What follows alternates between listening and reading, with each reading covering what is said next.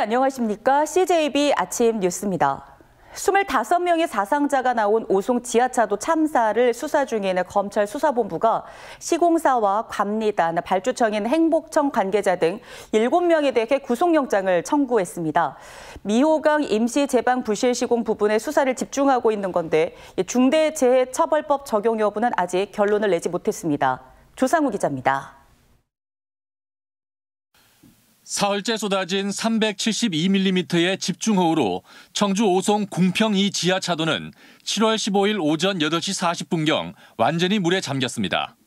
미호천교 임시제방이 붕괴된 지 불과 30분 만이었습니다. 참사 후 구성된 청주지검 수사본부는 미호천 기존 제방을 무단으로 철거하고 임시제방을 부실하게 시공한 것과 관련해 7명에 대해 구속영장을 청구했다고 밝혔습니다. 혐의는 업무상 과실치사상 등을 적시했습니다. 구속영장이 청구된 7명은 시공사 A건설 책임자 등 2명, B감리단의 책임자 등 2명, 발주청인 행정중심복합도시건설청의 과장과 공사관리관 3명입니다. 참사 이후 국무조정실로부터 7개 기관, 36명에 대한 수사 의뢰를 받은 검찰은 현장 조사와 기술감정, 전문가 자문, 포렌식 분석 등을 이어왔습니다. 관계자만 200명, 포렌식한 휴대전화만 수백여 대 넘게 조사했는데 첫 수사 결과를 내놓은 것입니다. 김영환 지사와 이범석 청주시장, 이상래 전 행복청장에 대한 중대재해처벌법 적용 여부는 임시제방과 별개로 여전히 수사를 벌이고 있다고 덧붙였습니다. 앞서 국무조정실은 감찰 조사를 통해 미호천교 아래의 기존 제방을 무단 철거하고 부실한 임시제방을 쌓은 것과 이를 제대로 감시 감독하지 못한 것이 사고의 선행 요인이라고 지적한 바 있습니다. 검찰이 구속영장을 청구하면서 관련 수사에 속도가 붙을지 주목되고 있습니다. CJB 조상우입니다. 오는 12일부터 시작되는 22대 총선 예비 후보자 등록을 앞두고 각 당 후보들의 출마 선언이 이어지고 있습니다. 박세복 전 영동군수와 허창원 전 도의원이 각각 동남 4군과 청주 청원구 출마를 선언했고 음성 출신의 이충범 변호사는 신당을 창당했습니다. 조윤광 기자입니다. 영동군수를 2번 역임한 박세복 전 군수가 동남 4군 출마를 선언했습니다. 레인보우 힐링 관광진의 조경석 고가 매입 혐의와 관련해 무고함을 주장한 박 전 군수는 소멸 위기에 동남 4군의 발전을 위해서는 지역을 잘 아는 군수 출신 국회의원이 필요하다고 주장했습니다. 또 같은 당 박덕흠 의원을 겨냥한 듯 각종 의혹과 사회적 물의를 일으킨 인물의 공천은 원천 배제돼야 한다고 주장했습니다. 새술은 새 부대에 담는다는 정신으로 완벽하게 새로운 군민의 힘으로 거듭나게 할 혁신 공천이 필요합니다. 여야 후보군만 10명에 달하는 청주시 청원구에서는 민주당 허창원 전 도의원이 출마를 선언했습니다. 청주농구 이전을 공약했던 허 전 의원은 오창을 도심 융합특구로 지정해 산업과 주거, 문화가 공존하는 셀럽 도시로 만들겠다고 강조했습니다. 지역에서 세대 교체 요구가 거세다며 오선의 변재일 의원과는 정책으로 승부하겠다고 주장했습니다. 지역 주민들이 바닥에서 변화를 요구하는 목소리가 저희가 생각하는 것보다 상상 이외로 큽니다. 음성 출신의 이충범 변호사는 신당 창당 신고식을 고향에서 가졌습니다. 네가 깃발이야라는 당을 창당하고 제왕적 대통령제와 양당제를 비판하며 이른바 권력 분산 개헌을 주장했습니다. 작금의 대한민국 현실은 정치, 경제, 사회, 문화 전 분야에서 독점 권력의 폐해, 즉 권력 집중의 폐해로 인해서 발전의 기로에 서 있다고 생각합니다. 민주당은 충청권 출마 예정자들 대상으로 스피치와 글쓰기, 선거 전략 등의 총선 아카데미를 여는 등 넉 달 앞으로 다가온 22대 총선 시기가 빨라지고 있습니다. CJB 조용광입니다.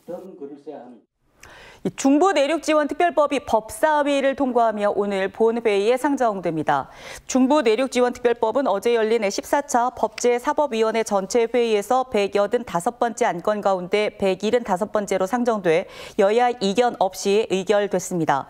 특별법은 충북을 포함해 중부 내륙 지역의 발전과 보존에 대한 국가의 법적 의무를 세우는 법안으로 오늘 본회의를 통과할 경우 내년 하반기부터 2032년까지 시행됩니다. 도의회 예산결산특별위원회에서 내년도 충청북도 예산 6억 500만 원이 추가로 삭감됐습니다.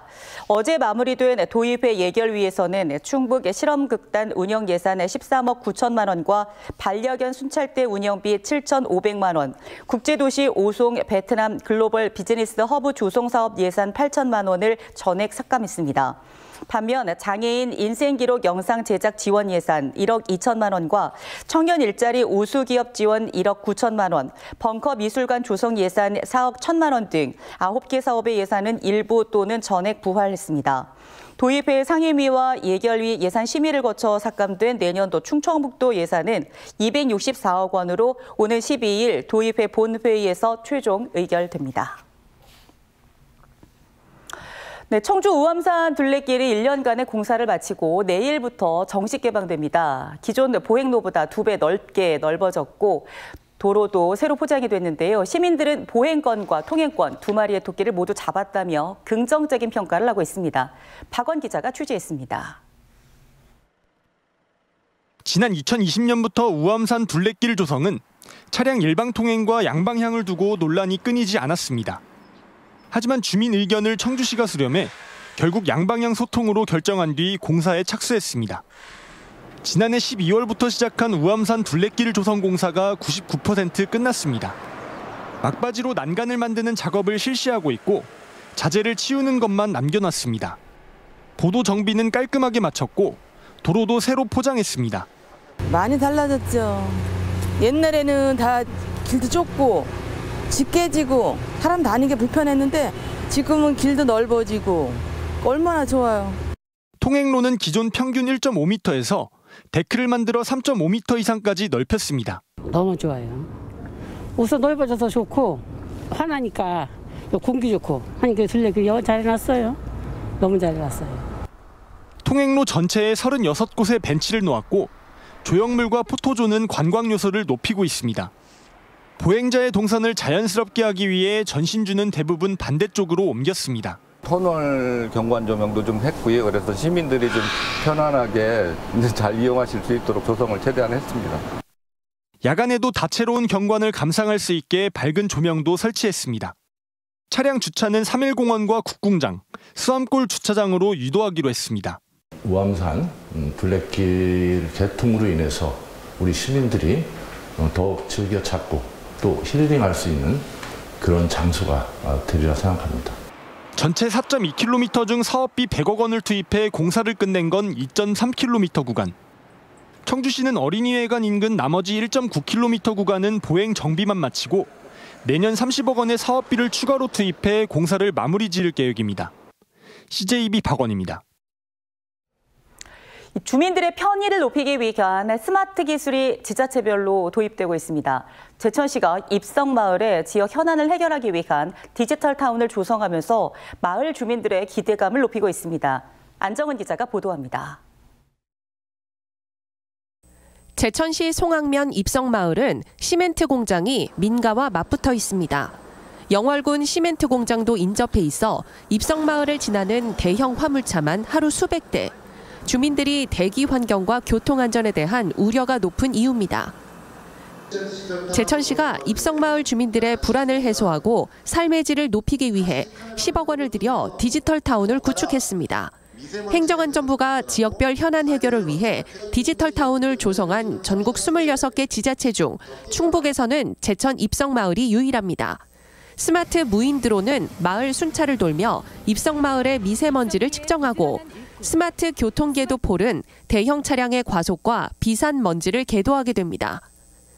인공지능으로 학습된 시스템으로 덮개 여부를 판단을 해서 덮개가 닫혔는지 열렸는지 여부를 판단하고 덮개가 열린 경우에는 그 화물차에게 궤도 문구를 버스 배차 간격이 1시간인 입성마을 주민들은 온열 의자와 버스 위치 정보가 제공되는 스마트 버스 정류장에 높은 만족도를 보였습니다.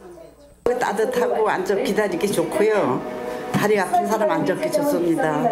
저는 시간이 있어서 안 기다리고 좋아요. 제천시는 현장에서 수집한 데이터를 통합해 입성마을의 교통안전과 정주 여건 개선에 나설 계획입니다. 그 제천 시내하고의 그 시멘트 지역하고의 차이의 미세먼지 차이가 어느 정도 나는지 그 데이터 수집해갖고 저희가 그 행정 부서에 이제 그 환경 부서에다가 정책 자료를 활용할 계획입니다. 제천 입성마을에 조성한 디지털 타운이 주민들의 대기와 교통에 대한 우려를 해소할 수 있을지 기대를 모으고 있습니다. CJB 안정은입니다. 충북교육청이 학교 비정규직 노조의 요구를 대폭 수용해 교육 공무직인 학교 급식실 조리 실무사 배치 인원 확대 방안을 발표했습니다. 우선 조리 실무사의 노동 강도를 줄여주기 위해 내년 3월부터 조리 실무사 전체 정원을 2,104명으로 현재보다 175명 늘렸습니다. 또 연차 휴가 일수를 연간 12일에서 15일로 늘렸습니다. 도교육청의 이번 결정에 따라 학교 비정규직 연대회의는 조리 실무사 배치 확대를 요구하는 플래카드를 모두 철거했습니다. 제천시가 추진하는 고려인 등 재외동포 이주 정착 지원 사업이 행정안전부의 인구 감소 대응 우수 사례에 선정됐습니다. 제천시는 지자체 인구 감소 대응 경진대회에서 장려상을 수상해 행정안전부 장관상과 함께 특별교부세 2억 원을 확보했다고 밝혔습니다. 청주국제공항 거점 항공사인 에어로케이가 첫 취항 2년 8개월 만에 누적 탑승객 100만 명을 돌파했습니다. 에어로케이는 지난 6일 기준 국내선 이용객 87만 명과 국제선 이용객 13만 명 등 100만 명이 넘는 탑승객이 에어로케이를 이용했다고 밝혔습니다. 5대의 항공기를 보유한 에어로케이는 현재 7개 국제 노선을 포함한 9개의 정기 노선을 운영하고 있습니다. CJB 아침 종합 뉴스를 마칩니다. 고맙습니다.